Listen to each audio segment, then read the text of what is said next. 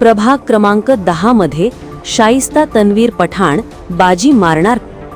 अहिल्यानगर महानगरपालिकेच्या सार्वत्रिक निवडणुकीच्या पार्श्वभूमीवर प्रभाग क्रमांक 10 सध्या चांगलाच चर्चेचा केंद्रबिंदू ठरत आहे. या प्रभागात ओबीसी महिला अ गटातून MIM पक्षाच्या उमेदवार शाइस्ता तन्वीर पठाण यांच्या उमेदवारीची जोरदार चर्चा सुरू आहे. शाइस्ता तन्वीर पठाण या MIM कडून अधिकृत उमेदवार म्हणून मैदानात उतरल्या असून त्यांना नागरिकांचा आणि विशेषतः युवकांचा मोठा पाठिंबा मिळताना दिसत आहे.